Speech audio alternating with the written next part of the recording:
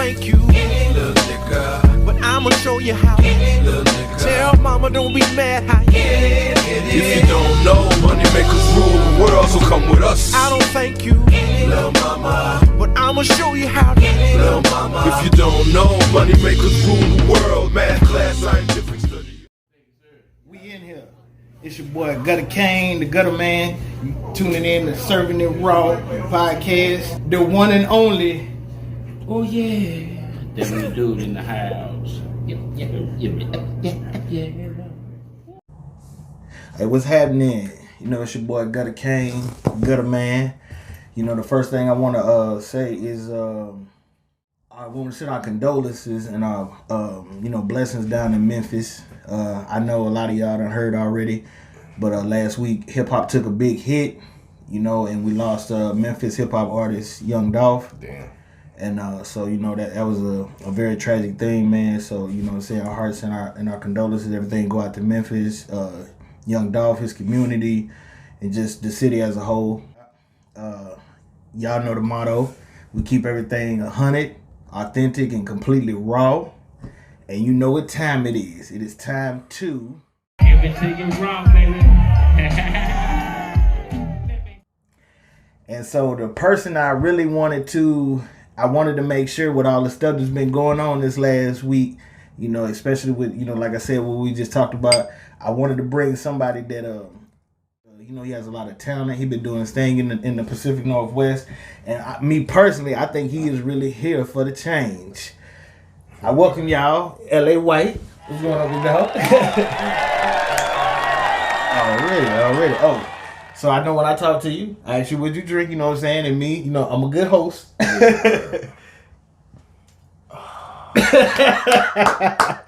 Got you the hen dog. I know my the Henny. I know y'all gonna be like, why this nigga getting these little bottles and shit? Look, it's only us two. Now, when I get as big as Drink Champs and Revolt, pick this podcast up, then I'll start having bigger bottles. I mean, I do have this one, the effing. You know what I'm saying? With ice, that's crazy. That shit's smooth, man. I ain't gonna lie. But shit, I'm gonna go ahead and we're gonna jump on right up into it. So, LA White, man, where you from? I was born in Seattle, Washington. Mainly raised in the South end of Seattle, so Skyway is like where I'm from. Okay. But like I was raised by like a lot of different cities because like the day after high school graduation, literally, I was off to like a whole other state, you know what I'm saying? So, but Seattle, born and raised. Yeah. Born and raised, okay. All right, and then you reside in Olympia now, right? Mm-hmm. Okay, cool. That's what's up. Went to high school out here in Lacey, actually. Oh, damn. But yeah. Oh, okay. Yeah. So basically, from nothing to like 13, schooled, raised and schooled in Seattle. And then we moved down here. I went to like middle school partially, high school here, and then after that it was travel a bit. Oh, okay, all right. Yeah. Oh shit. Well, what age when you started rapping? When you first started rapping. That's a hard question to answer. Because like I remember my first time freestyling, I was like 10 or 11. Oh, okay. But I remember like my first time writing, I was like 14. And then I remember my first time recording, I was like 16. Okay. So, like I guess it's always kind of like been something I've done a little bit. So do you do mostly writing or mostly freestyling or kind of both? It's like a good mix of both. Oh, okay. Yeah, like I'll go into like every show I do, I have one freestyle song. You might not know it's a freestyle song, but I'm just making it up. You know what I'm saying? Oh shit. Okay. So like sometimes I'll do that to make a song, like to then go record it. Cause like, I'm like, oh, if the crowd feel it, then all right. Shit's hard. Like, so that's what I'll do. Sometimes I'll just go in the booth and be like, look, we didn't record anything, but we wrote a whole bunch of shit, but this isn't ready to be recorded. Let me just freestyle something real quick or like do something to see how I feel. I feel like when I go to the studio, I want to get something done. You know what I'm saying? Like something on wax every time, at least. That's what's up. That's what's up. Yeah. Okay. What were some of your influences growing up? Whew. Honestly, rappers. Weird influences, because most of my influencers were not rappers at all. Ooh. Like my mom was an influencer for me. Okay. She did a little like mini tours and sang, and you know, like she I saw her on a video one time and I was like, oh shit, I could be on TV. If my mom could be on TV, I could be on TV. That's how I felt.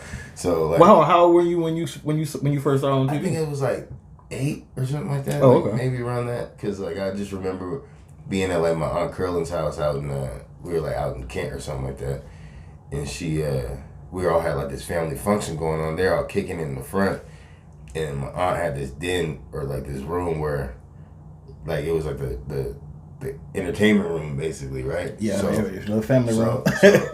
So everybody else is out somewhere else, and I walk into the entertainment room and the TV's on, and I don't know what channel this is, but my mom's on there singing a song, not with a mic, like actual music video. And I was like, Mom! Like I was bugged out. I was like, Mom! What? And she and everybody ran in like, oh, Lily, you okay? And I was like, you're on TV. And everyone's like, oh shit, like man's on TV. All right, so that was your first that shit's inspiration. filthy. What kind of music was she doing? R&B, and her homegirl was a rapper. My mom was the V Queen. That's all I remember. I don't remember what the other lady went by though. I just know, First Lady and the V Queen. That's what it was. Oh, the First Lady and the V Queen. Yeah, my mom was doing that shit. I know she went on like little tours. I remember seeing like VHS videos of her like in Canada, like performing and shit. And I'm like, oh, awesome shit. Hey, so like that was a big influence. My life, I guess my family. Like my grandma's a singer and shit. And then I don't know, like every time I hear a song that like hits me, like it relates to the max. Like I'm like, oh man, like I want people to feel like that. I want to like say something you relate or you feel good about it or whatever, or it makes you think or whatever. So I guess it's just music in general, but my family, for real. So mainly just your family? Mainly, yeah. I mean, don't get me wrong. Pop, of course, like you listen to him, you can't help but like feel something. You know what I'm saying? Which like, I kind of get that vibe from you a little bit, the way you do your music. But honestly, like Jamie Foxx's and shit, like those are big influences on me too, because I've acted longer than I've rapped. You know what I'm saying? So, like to see like Jamie Foxx be able to be funny, serious, sing, whatever, host, whatever. That's just dope to me. Like that's that kind of shit I do like. So you, as far as acting, like is that something you want to branch into as well? Yeah, I'm always on the prowl doing something different. Like honestly, I think if I'm just doing music, I'm probably just like kind of feel like I'm stuck in the mud. Like okay, so you like to have like multiple avenues. Yeah, right? so like I do voiceover work, acting, theater or camera. I mean, I've done probably more. I've done more like studying of acting than I have of music. Because like music, I almost feel like it's like, oh, this is me. Boom, whatever. You take it or you leave it, whatever. Mm-hmm. Yeah. Acting is kind of like, I'll show you me through like embodying a character. I obviously have to relate somehow or find something to like latch onto in the character, but like I love acting like because it's such a challenge. You know what I'm saying? So do you like doing voiceovers? Oh, I love it. It's just dope.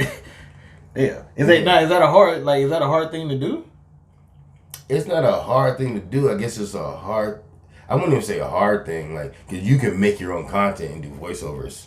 You know what I'm saying? So it's not hard to like it's hard to get those like professional jobs and you know what I'm saying, you're trying to get this or that gig. It's hard to do that, but I don't think anything's like really that hard to do. Just do it. You know, like so you do voiceovers is similar to like Regina King on what she did on the Boondocks, like that. So let's see. I did like one that was like for a nonprofit to get kids clothes for school. So okay. Like in the commercial, I'm like, visit this, you know. Okay. And then I sing the jingle because they asked me to write the jingle too because I write songs. So they're like, damn. Can you write the jingle? I was like, yeah. They're like, can you perform the jingle? I was like, well, I wrote it. That's so what's up. I Okay. can. And then, but it's like that was just like that's like one thing that I did. But to me, it's huge. But really, in the grand scheme of things, it's kind of a small thing. But it's like a small thing to get somewhere else. But like, I don't really feel like anybody should just make music. Even if you're like just starting to make music, you should have a day job. You know what I'm saying? Or like, nobody should just make music. I don't think that's a thing. Okay. Like, it's not gonna. Most people, you're not gonna eat like Okay. off of music. So it's just like, and I just love entertaining. Like, I remember my mom told me, she was like, you can't just do everything and make it.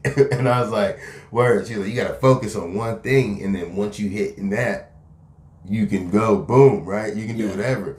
And then one day I was in Cali and I called my mom. I was like, yo, I figured out my thing. And she was like, ooh, what is it? And I was like, entertaining. Which is I was like, thing. that's my thing. I'm sorry. Like, I've I got done it. stand-up comedy. I've like done voiceovers. I've done, Oh damn. I've Okay. done You TV. I've been on like a billboard in Times Square, like 80 feet tall, like looking over Times Square. You know what I'm saying? For New Era hats. I ain't never been to Times Square, but I damn sure want to go. You know, like so, like I just kind of like, if I hear opportunity, it seems like it fits, or like a challenge that I've always wanted to try, I'm like, I'll do it. I'll try it. That's you know what's what I'm saying? And because it's like, Well, I think now in 2021, you kind of do need to have that approach, like trying different avenues. Yeah. I think that just focus on one thing first is kind of like for not for us like back then, like the 80s, 90s, you could kind of do that. But now I think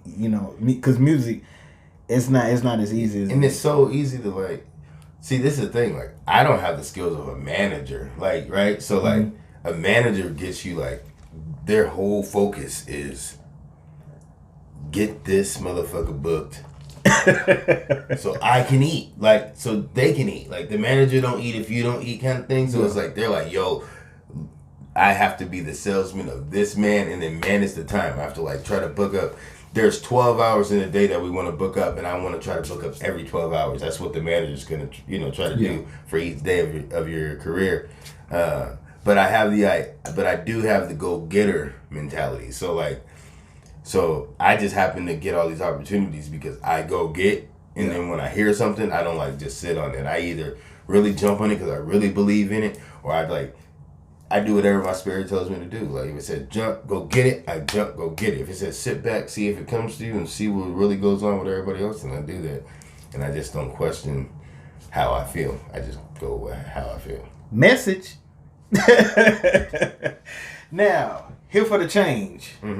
Single. How did that come about? Because I listened to that one. I listened to it on Spotify, and I also listened to it on YouTube.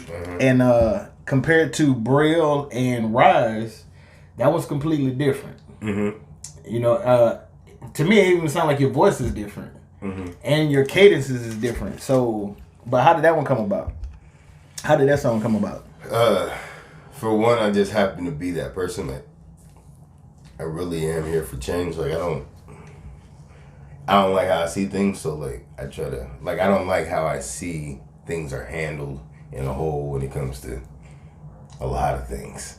Spin it out. And I happen to just try to walk my walk the way I walk it, and then like anybody that's impressed by it, if they want to walk it too, they're like, oh, why do you walk this way? And then I can tell them or show them. Give me an example of something like the way you like things that you're not kind of liking. PC culture, that shit's silly to me. Like the whole cancel everything. Cancel everything. culture? Okay. Like for me, I've only done stand-up 3 times in my life, right? But the thing about stand-up that like gave me the highest high that I've ever had from entertaining a crowd was that the fact that I could say whatever I needed to say, as long as as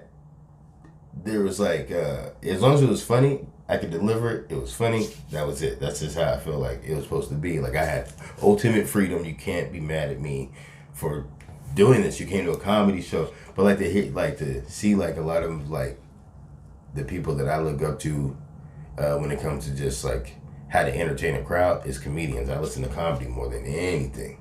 Okay. Yeah, like if I'm thumping in the head, I'm just like, yeah, just like bumping some Dave Chappelle. You know what I'm saying? Motherfuckers like, what you bumping? I'm like, Dave Chappelle. It's crazy. Or Anthony Jeselnik. Like, I don't care who it is. I'm just like, I'd rather hear like laughter in the background and hear jokes and hear like how people see things and how they can turn something so dark into something that's bright. You know what I'm saying? Which I agree with that. And so, you know, I just think that's crazy to me. Like, I just think that's crazy to me. Or, you know, just how like I don't know how cats are like capitalizing on like nothing. Like you're getting Insta famous, Insta friends. Oh, sorry. Oh no, Insta famous, Insta friends, Insta this, Insta that. Like it's like nobody has patience and shit, and like it's just that's weird to me. Like nobody seems to understand. Like, oh, that person's human. Yeah.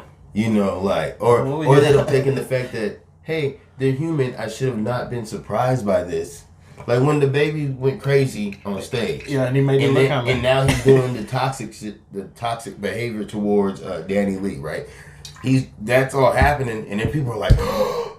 But it's like, yo, look at the dude's bars, the way he walks, like how many people he's beat up in public. Look at or shot. the people that he shot in self-defense. I'm not saying no. But look at how he handles those situations and how he talks and how he prides himself on it, and that tells you that you should know that it's not a surprise what he said on the stage. Like he's a dude from the Carolinas. He's got that mentality. He speaks on it in music. So when he acts a certain way, he shouldn't be so punished. I know like, they look at it like it's a surprise, like it's not something. Yeah, but it's like what? That's like what? You know, like I don't know if Jordan Peele said some spooky shit, it wouldn't be weird. He makes horror movies. You know what I'm saying? Like it's like okay, I got you. Yeah, it's like pay attention. Like it's not like I just feel like everybody's questioned for being themselves, and it's like the whole point. It seems like was the whole message before was accept people for who they are, and you know help them if you can. Like you know find solutions if they have a problem. But besides that, we're all individuals. That's the whole point of. It seems like everything. Like it seems like you're supposed to just accept what that is and probably try to help, or if you can't help, don't do shit. Like you know. So the basis behind Here for the Change is that, like everything that you're saying, is that something that you're trying to push more in your music as far as like just being yourself? Trying to push it in the way I move. Like, okay. Not necessarily my music, like. But just overall? How I move, like how I walk, how I treat people every single day, man. Like, it's crazy. Like, the love that I get back just based on how I treat people is way bigger than any love I get back on music ever. Or it has been my whole life. Like, how I treat people always comes back tenfold, and I treat everybody like I appreciate them as human beings, like, and I just feel like, and I understand them. So if they're different than me, I'm not about to be like, oh, you're different. Like, back the fuck up, weirdo. Like, you know, like what? Like, I don't know. I just feel like it just almost feels like if this general area doesn't agree with this idea, then this person is just boom, done so, canceled. No go, you're out. You know, and I'm like, what the fuck? Like that's like stop, think about it. Like now we're just instead of having like freedom of speech or like it's like you're free to say whatever you want, but your freedom, but your ultimate like life, what you've built can just be donezo. Gotcha. That's weird to me. No, I agree. It's crazy. No, I agree with that. Sensitive. It's just sensitive. It's like a really sensitive. I don't know. Well, let me ask you a question. So that's why I made Here for the Change, though. Okay. Yeah. Well, I agree with the whole sensitive part. Yeah. But but how do you think it got to that point? Like everything just being so sensitive because before in the 90s you could kind of 80s 90s you could kind of say and do whatever. Honestly, I don't know how it got to that point, but I think like really good indicators that it was getting there was like when Donald Sterling's shit came out. From the Clippers. Yeah, when it was like his private conversations, but they came out like, well, lost your team. You know, just knowing that anything could do anything. Cosby, that shit was crazy. Like, that shit's crazy. You know what I'm saying? Like, I know that was. Like, a whole bunch of shit just keeps happening to where it's just like people keep building up and like, I don't know, it just feels like, it almost feels like people are saying be yourselves, but then like, nobody is anymore, like being themselves, because you could be the target at that point. You know what I'm saying? Like, it's weird. Like, you can't truly be yourself, but like as artists and as people, expressing ourselves is how we feel our freest. You know what I'm saying? Like, that's what makes you who you are. Yeah, is being able to express yourself. And then like the whole police brutality shit. Like, it's like I still to this day can't figure out how people don't understand that Colin Kaepernick was kneeling for police brutality. Had nothing to do with the troops. Yeah. And he said it, and it's not like they laid down planking. They kept a knee up. You know, same thing we do when there's a fallen soldier in the field. You get on one knee and you support them. We're still supporting. We had a lot of fallen soldiers. You know what I'm saying? Like, so, like shit like that. How that even becomes like how that's so misunderstood by so many. You know, it's like just shit like that. It just seems like it's just like, yeah. You know, maybe this has always been a thing, but it's like those are the things that Here for the Change are talking about, and like just loving the fact that like people in general, especially like people of color, for me, because I am one, like how like we kind of affect the culture and like how we do this and that, but then we're so disrespected. It's crazy. Like, we are the culture. Yeah. Like, you know, but then we're so disrespected. Like, looked at like, yeah, I'm not getting scared of you. I just sneezed, my dude. Like, what are you for? You know, it's just weird to me. Like, shit like that. Like, that's what Here for the Change is like about. It's like, well, I think it's a good song, man. I love it. I want to, continue to hear that type of content from you. I think you're good with it. Thanks, man. Are you working on any albums or anything? Like, are you working on an album? So right now, myself and Tito Yanez, formerly known as CIRV'N. I think I met Tito. He got that. He got that Money Machine joint. He'd go hard with that. But him and I, we're working on a joint called Off the Henny. Which is why this is so great right now. Off the Henny coming soon. Holler at your boy. But yeah, I gotta get Tito on this motherfucker too. Yeah, so yeah, I was actually gonna talk to you about that. Be like, yo, man, can we get like something after our joint drops or right before? Oh yeah. But yeah, I was gonna actually talk to you about that. We're trying to get an episode with you, but and I think I checked out that song. Is that the one that has like the cover and it has like y'all as like cartoonists? Yeah. Cartoons on the side? Yeah, I think I saw that. Yeah, the ice joint. So yeah, we're doing a joint. The album's called Off the Henny. Off the Henny's about to be off the Henny, bro. How many songs?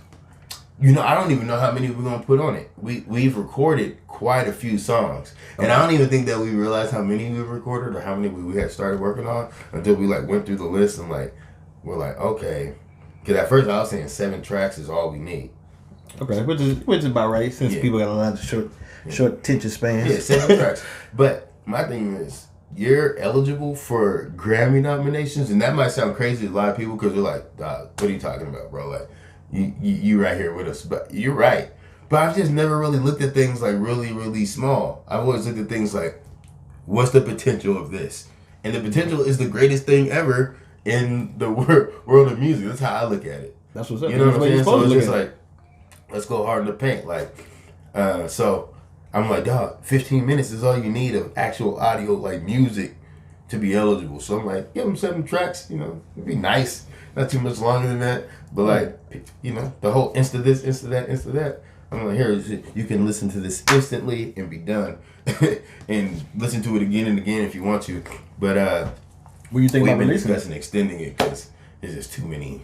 Yeah, I think y'all should do more than 7. I mean, from what it sounds like it's most people want more than 7, and the shit is nasty. Like, oh, it's so stupid. I was so excited. Hey, this anything like that song? This anything like the song I heard on your thing? On that ice? Mm-hmm. Yeah. It's that and some, man. It's for real. Like, Tito's filthy, bro. Like, that kid is filthy, bro. Like, I met the kid. He was like, shout out to Tito, man. Yeah, I met him. He was like, yo, you LA White? I was like, yeah. He was like, oh, sitting. And I was like, all right, boom, boom. And we met. He was like, yo, you're dope, bro. Like, your music's filthy. Like, I was like, thanks, man. And this is at a sound check that we had. It was like some show we had, like a mansion party.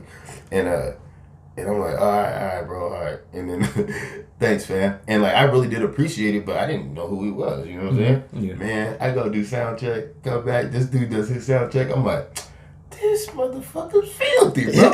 I was like, hold up. So I was like, hey, man, you're filthy, bro. He was like, yeah, well, I have a song that I really want you to get on. I was like, yo, easy. Let's just do it. And then that was Ice. And then we've been working on music ever since.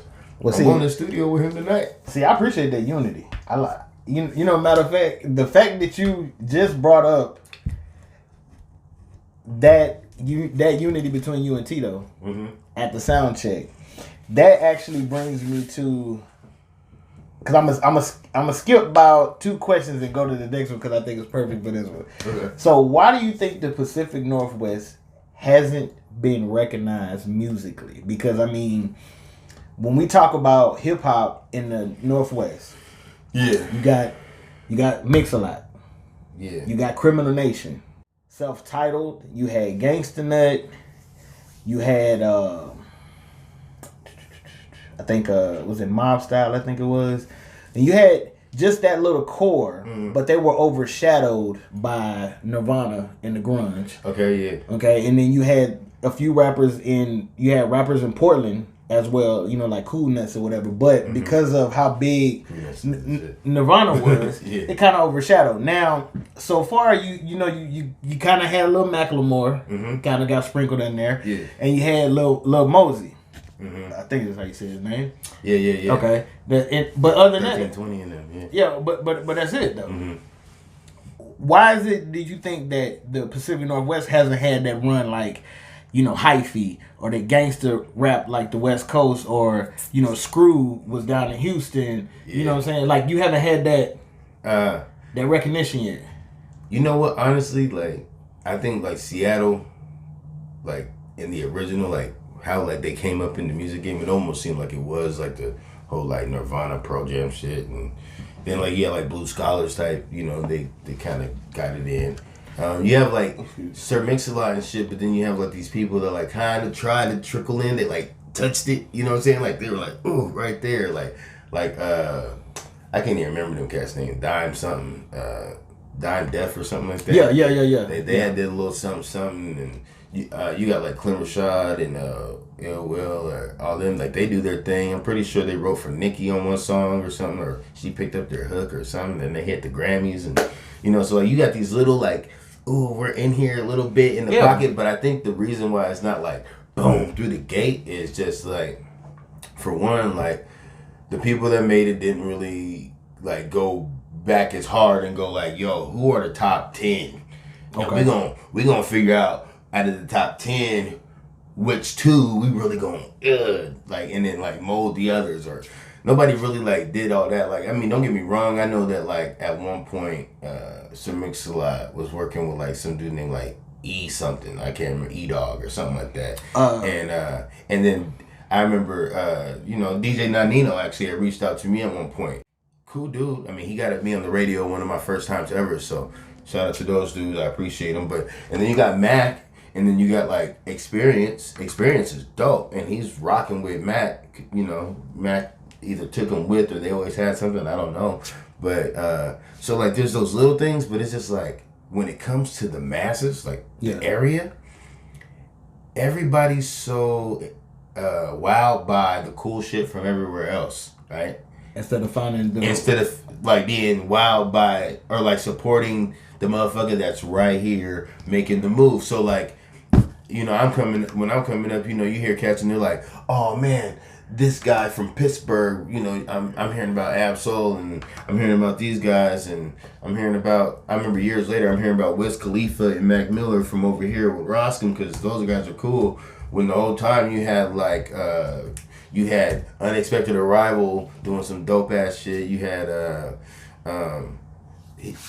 he don't even go by the same name right now. I can't even think of what he went by. It was a Logic at one time, and I know I'm just having a brain fart right now. I've just talked to him on the thing, talking about his appreciation, and because he was homies with Juice WRLD and shit. And I was just telling him like, hey man, you know, like you're good, like, you know, just because the hip hop needs you, and I can't even think right now, but he knows who he is, And you know, like, it's like all these people want to reach for here and here and here, but they don't. It's like for some reason, it's like if they think you came up in the same backyard, maybe they can't see. They just can't see themselves being a fan because they want to be like, oh, he came from where we came from. I don't know what it is, bro, but it is. You don't get the same love at home, and there's not that culture of let's rally around somebody at home. The hood gonna get you, like on some real, like there's no, that's not a thing. It seems like there's no like, yo, you drop this for the hood gonna get you, like, cause that's really what happens everywhere else. The hood gets them. It's like, yo, this is the dude that's coming up. Listen to his shit. Oh, it's dope. Everybody blasting it. Like, you have to play it on the local radio there because everybody out there is playing it. You know what I'm saying? So it's like, in order for them to listen to the radio, they got to listen to this. You know what I'm saying? But like, we don't have that. It's just not a thing. And I would love to be a part of like the foundation of something that does do that. Even if it's not me that blows up for music, I just want to be a part of like the thing that said, "Ooh, look, like we did it." Like now, like, oh, look at the floodgates open up. You know, like. So would you narrow it down to unity, or will you say it's just the fact of somebody who's already hot, or I wouldn't say somebody's already hot. So, or the unity is a simple way of putting it. Okay. But it's just a lot. Like, Seattle just never had its own style. That's like at first, like the Northwest. I'm sorry, not Seattle, but the Northwest in the general always kind of like got its entertainment pushed to it from somewhere else. And the one thing that really hit was just like, you know, the grunge shit, because it was like some anti-parents, like young white shit at the time. You know, and that's what grunge was here. I know, but that's what Seattle was. You know, now it's like it's more of a melting pot, and you have this and that, but it just doesn't have that like all hoods unite. You know what I'm saying? And push him to the forefront. We don't have that. It's not like that. It's like Greaves. That kid was dope. White kid, like filthy. And I think he's now starting to hit. I heard him on something. And I was like, yo, that's Greaves. It's crazy. But like years ago, if we had that, even if you had the normal, like, because really what pushes kids everywhere else is that kids that look for those artists wherever, those like, and it's usually like the nerdier like fan. Not, and I don't know how to put that right. PC culture, I'm sorry. No, but it's more like that kid that's more like studying the music. Like, there's some kid out there like, oh, who am I going to find? And he finds this one dude that's really dope to him. And he like hones in on it. And he lives off this dude's words. And then he spreads it to other people. And and like all the kids in that area are like, yeah, I feel this way too. You know what I'm saying? Juice WRLD was kind of like that. He had a whole bunch of white kids that were like, I feel this pain and like I want to do these things too. And like it spread like wildfire, you know what I'm saying? Like, before he even passed away, he spread like wildfire because his shit was like, I'm hurting and I'm always hurting, and they're like, me too, you know what I'm saying? Like, and they all share it because it helps them heal, right? It helps them heal. We just don't have that, like, let's all come together, we all feel this. This is the guy that we can bring up to show like our community that it can happen. We don't do that. It's not something that happens in the Northwest a lot. See, Atlanta, you go down there and you hear a name. I heard Drum in Atlanta at some random ass like concert type thing, like showcase. And then like 2 months later, I heard this dude on the radio. Like, I was like, this is the Drum dude that I just saw. Okay. So what do you think the Northwestern style is then? It's almost like West Coast Bay meets like some East Coast sprinkled on top. Like, we're just so influenced by, because we were brought up by the influence of like what was brought in. We didn't have that hometown boom. So we had Pac, we had Biggie, we had Wu-Tang was hitting, so we had that. Like, motherfuckers, I grew up listening to Master P, No Limit, Mr. Ice Cream Man. They call me Master P. I got used call me if you need some tea. Like, I grew up on that, and I'm from Seattle, but I'm listening to a dude from New Orleans because that was that shit. Like, my uncle, he was a real motherfucker, and he bumped that. And so that was what I heard. And then I heard E40 because that was the next motherfucker I heard. And I was like, so hold on. Okay, have you ever heard of My Related? That's what I meant. apologies. I think I said mob style when I was naming different rappers from the Northwest back then, but it was a mob related, and they were from Tacoma. Yeah, see, that's what's up. But I haven't. Yeah, okay. I have not heard of them, and I'm not. And it's not even. Oh no! It's nothing against you because nothing like that. I honestly haven't heard of a lot of people, to tell you the truth. No, because that, like I said, that's what made me wanted to ask that question, not just to you, because like I said, like when I had City on a few weeks ago, I asked him that same question. Yeah. You know, because I always felt like the rap in the Northwest was overshadowed by the stuff with Nirvana. Okay, and then at the same time, me and my wife had this discussion as of what the Northwest style is. Yeah. Just because, and so that I agree with you when I feel like it's coming from other places. Yeah. Because she said that she was like, you know, people that were doing music here, even back then, actually came up here through the Army base. Yeah.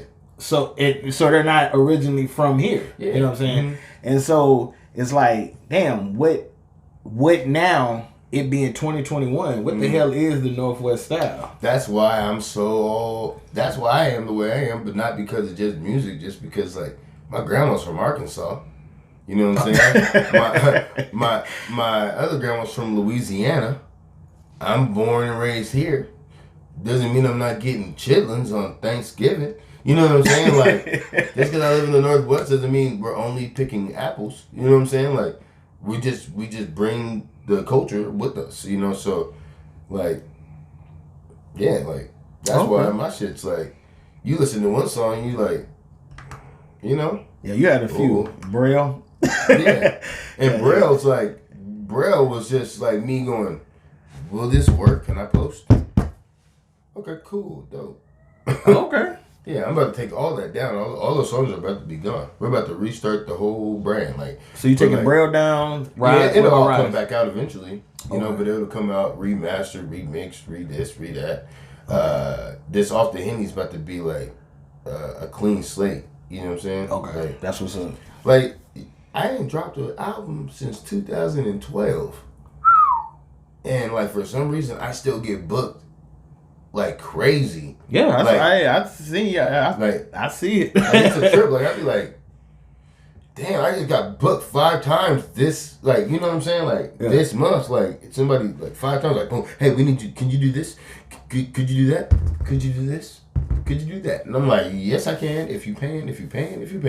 Or if I'm like, oh, this is for charity, yeah, I'm down, like, you know, or whatever. But it's a trip to me that, like I said, off of being who I am, though, I get more love based on being who I am than I do for anything else. You know what I'm saying? It all comes back to it. Like, damn, that's what year is it? 2021? It has to be 22. So 10 years ago, I dropped the joint. Damn. You know what I'm saying? And I dropped the joint like 2 years before that, and I dropped the joint, I think, a year before that. It's like 2010, 12, whatever, 2009, 10, 12, and then now we're about to drop another one. That's what's up. Yeah, shit, me and Tito get it on that there. Off the Henny, man. Yeah. Well, shoot, is there any hip hop artists you like to collab with? Or, you know, any dream collaborations? Dream collaborations. T-Pain is a dream collaboration for me. All right, T-Pain. Real shit. T-Pain, CeeLo Green. Honestly, I would love to do a song with Nima from the group Unexpected Arrival. I don't think they're still Unexpected Arrival. I think it's just Neiman now, but I'd love to do a song with him. Honestly, filthy, bro. You heard XP? XP. Experience? I don't think so. I'll be honest, I'm telling you. He has this dope ass sound. You be like, it's like neo soul meets rap meets gold. I'll check it out. I'll check him out. Like, filthy. Look, anytime anybody messages me about something, they'll be like, hey, you know, check out this person. You know, it'd be like that. So I gotta say though, City Wilson, that's my dude. He's filthy. Like he's like that feeling like you're like, yo, this is what I listen to get me where I'm like. I love City sound. You know, you got. He was the one talking about you. The Dalai Lama, man. City told me about you. Like I hit him up. I'm like, who else? I'm like, who is really hot right now in you know what I'm saying, like in this area, in the Olympia area, doing hip hop, like from here to Tacoma. Yeah. And he sent me. It was somebody else, and then you. He was like, LA White, and then somebody else. Yeah. So then I happened to, matter of fact, like, because y'all performed, you performed, was it the day before Halloween? Yeah.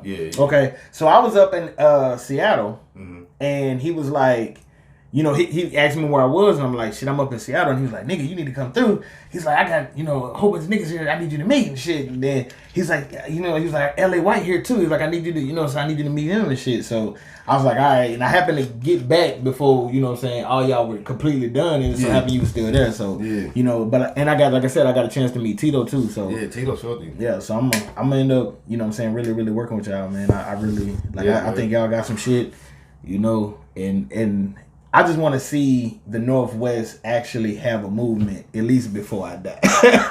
Honestly, my boy Cameron Clark tried it. He did the WA takeover.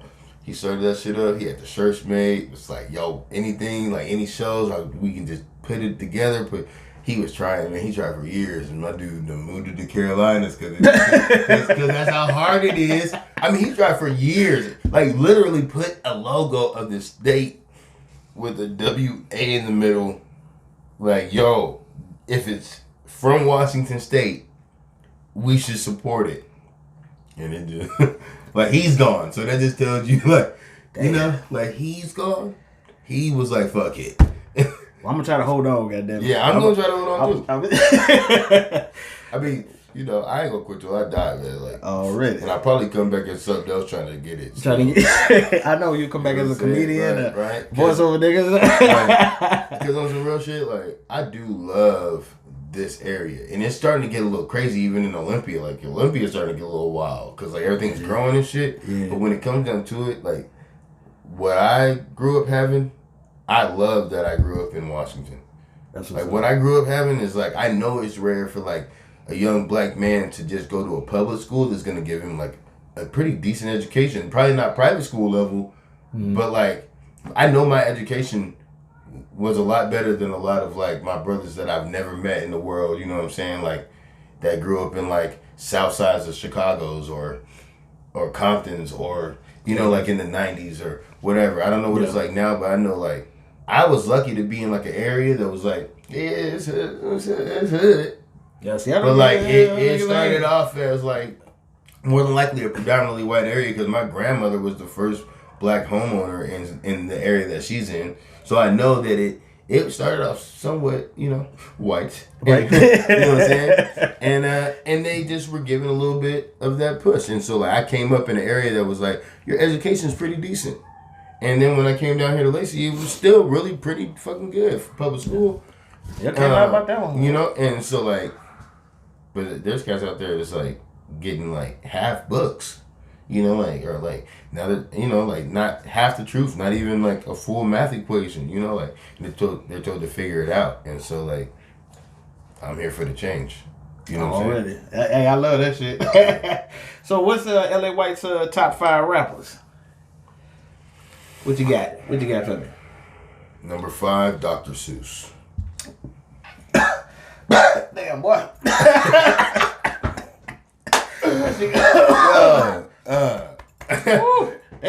I looking too strong, nigga?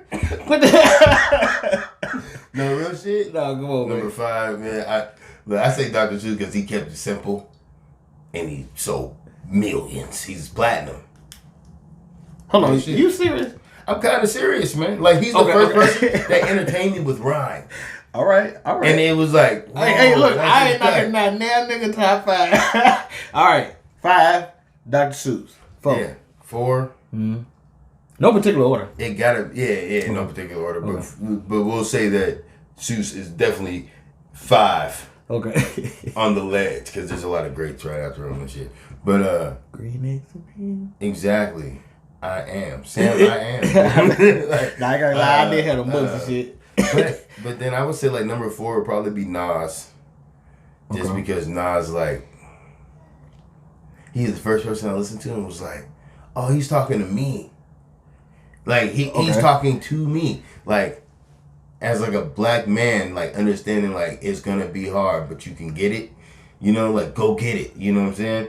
All right. I appreciate Nas for that. I want y'all to know before you get other three. This is the first podcast where I done had a nigga put Dr. Seuss and Nas in the same in the same top 5. Hey man, Dr. Seuss influenced rhyme in me before any of these rappers. Oh no, I'm just saying. We got Dr. Seuss and Nas. This is the first time anybody done put them in the top 5 together. Hey, look, I guess because you didn't specify rhymers, you said rappers, right? So let's put Dr. Seuss at 6, and I'll put Nas I'll put J. Cole at 5. Okay. Okay. So in rhymers though, Dr. Seuss fam, you 5. In rappers, J. Cole 5. J. Cole 5 because of Nas at 4. Okay. Like I just feel like when I listen to Nas, I learned a lot, and I feel like he was talking to me. I feel like J. Cole, when I listen to him, it feels like Nas evolved into J. Cole. Which he's co-signed him, so. You know, which, like, and not saying that in any way, like, is J. Cole, like, way better than Nas, but it just feels like he learned from Nas, and then he took the same shit that I would have took from Nas, like the principles and shit, and then he 2.0'd it. You know what I'm saying? I can see that. And then 3, I would have to say Lupe Fiasco. Fucking nasty. I almost feel like he looked at rap as an algorithm on the number 3 or whatever. I can't even think of what he calls it. Food and liquor. Something. The black one though, where he had the blank joint. Yeah. I feel like he was just like, look, I'm gonna say all these words that are cool to y'all, but I'm gonna hit you with lessons and I was like, oh, that boy is nasty. Which he will be in Seattle. He's cold. He's coming to Seattle. Yeah. He didn't already come to Seattle? He's coming to Seattle? I think he's coming. I think it's next week. Oh, I thought I missed that. I honestly thought I just saw that he was here, but maybe I'm tripping. Maybe I'm tripping because I'm off the Henny. Oh no, you good? Go ahead. You got 2 more. Yeah, and then let's see. So we got Lupe, and then number 2. Yeah. You got Lupe, Nas, J. Cole. Yeah, so number far. 2 would be Kanye. I feel like he is. Wait, no. Number 2 would be Common. I'm sorry. Number 2 would be Common. Okay. The sound of his voice alone. Oh, he can say anything. He's nasty. I'm Sound with of you. his voice alone, filthy. Just like, and it's fucked up because I can think of so many people now, but Common just like when he did the joint with Mary J. Blige back in the day, and I was like young when he did it. It just like hit me. Are your eyes still green, girl? I was like, oh, are you living in the dream world? I was like, this nigga's filthy. He just spoke. And it was bars. I actually had that song on my playlist. And then Kanye's my one. And it's just because I was older, I guess, when he dropped. I could hear and understand it right away.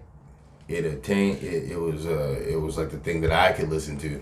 You know, like, some of these are like, you're growing up, you hear things, you don't understand everything they're saying. You don't feel it. Like, you're just like, oh, haha, cool. But like, with the point that Kanye dropped, I was at the age where I was like, I heard everything. Oh, and yeah. And it was so... Through the Wire is definitely... Well, that whole CD, College Dropout is a classic. Jesus Walks to me was just amazing. Yeah. Like, I was like, yo, this dude's crazy. Like, he dropped the Jesus joint. Like, what? Like, how? You know, like, and it's crazy because he kind of did it when nobody really was like putting Jesus like. And then like all the beats he was dropping for Jay, and like it was just like, this dude is amazing. And then I was 19. No, I was 17, and he happened to come to Seattle. But my dad is frat with Shaka Zulu, so he's like, Luda's manager or former manager, I don't know the situation, whatever. Oh, okay. But my dad is like real, you know, he's in, like, that's their brother, and so like my dad happened to get me on the bus, on the tour bus. We picked up JC, the DJ or whatever, for them, and I'm meeting all these people, David Banner. I'm thinking it's crazy.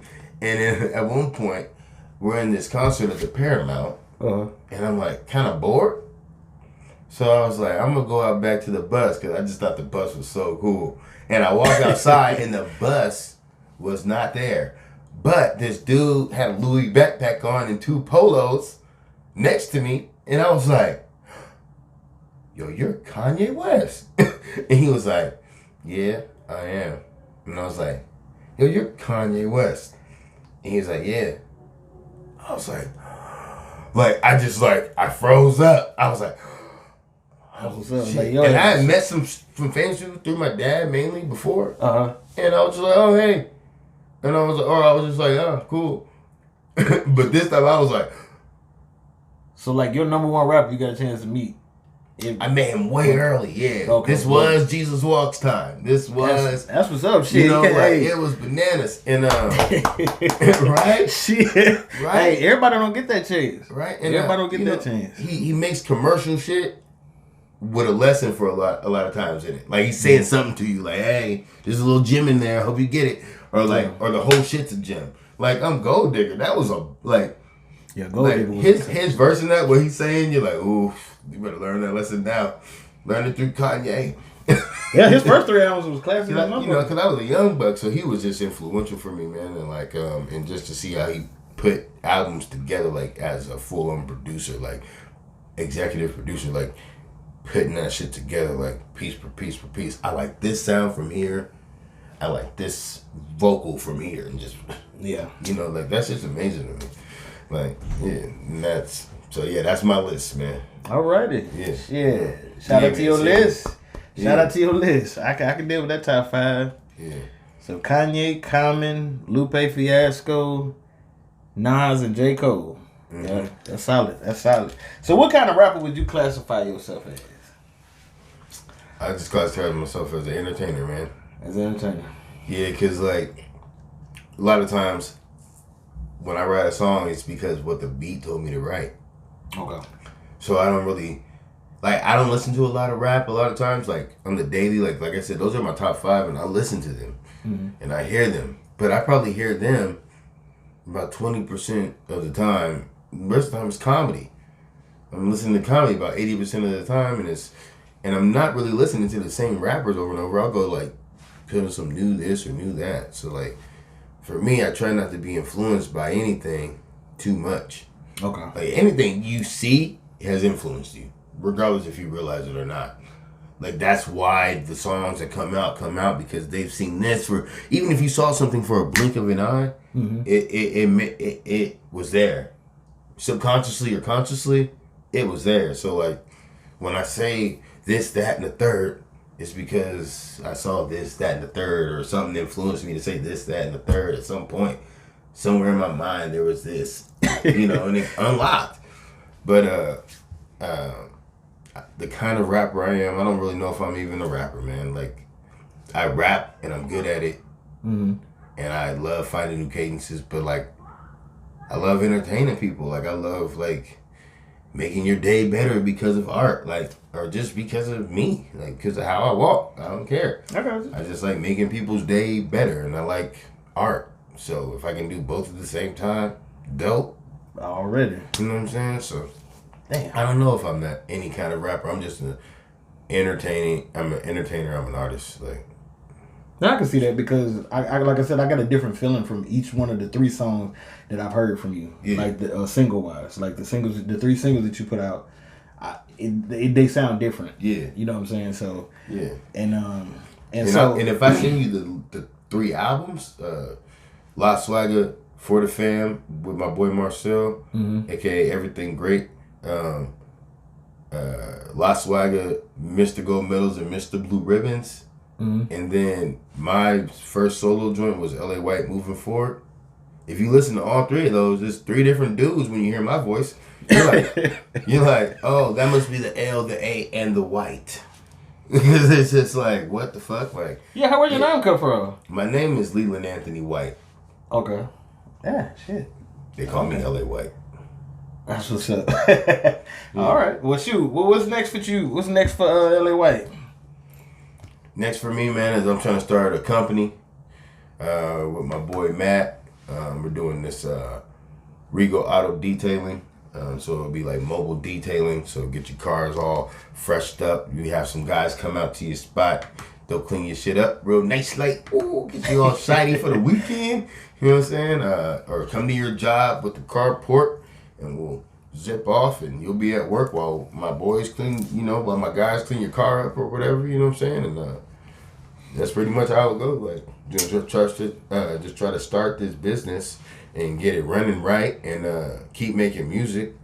And we're about to drop this joint, Tito and I, off the Henny. Yep. Be on the lookout for that, off the Henny? Yeah, off the Henny's about to be hard. So off the Henny's going to go in, and then I mentored this girl, Summer, last year. We dropped her first project. She went from, I think she was it was her 8th grade project. I helped her with it. So now she's in high school, and we dropped her first project, and she doesn't know it yet, but I want to drop another project with you. Just to kind of keep the ball rolling, and then like try to help mentor some other like young cats that want to do whatever, because like we're not gonna be cool, young and fresh forever. You know what I'm saying? Somebody got to put this motherfucker on the map, man. Yeah, for real. exactly. So Mix-a-Lot did what he needed to do at that time. Yeah. But this is 2021. Somebody got to get that motherfucking ball rolling. Yeah. And you know what? I gotta say this, like life is short. You know what I'm saying? Like, we're not promised to, like, the next minute. Like, really, we always say tomorrow, but really it's like the next moment is not really promised, right?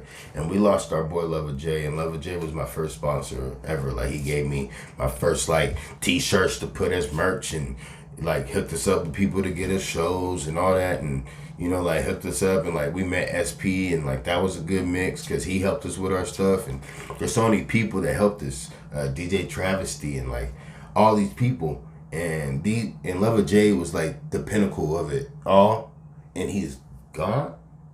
Yeah. So it's like he wanted somebody to do something great. Like, he just believed in everybody, and it's kind of like our responsibility now. Yep, to get it popping, to push somebody, push everybody. Yep, push us all. Like, let's just push each other.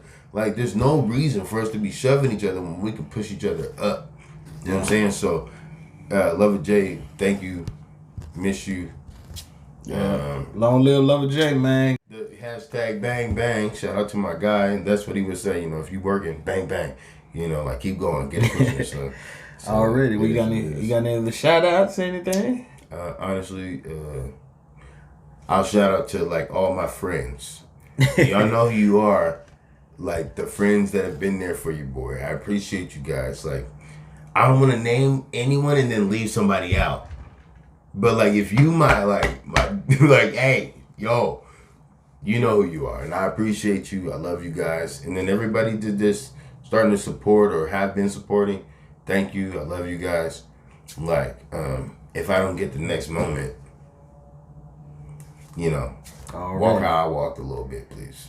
Well, the only shout out I want to give out, man, I want to give out to everybody who's supporting the podcast and everything that's going on in Olympia with this hip hop shit.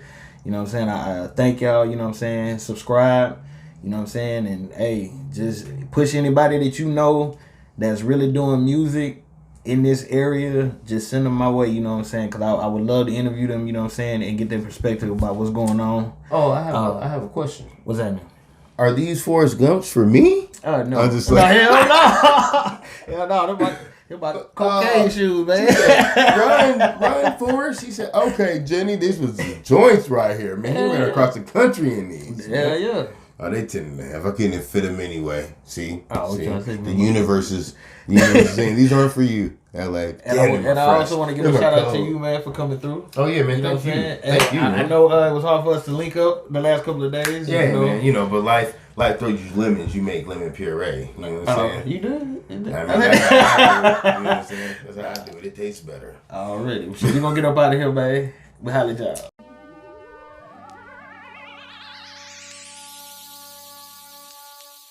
I don't thank you, little nigga, but I'ma show you how. Little nigga. Tell mama don't be mad how you. If you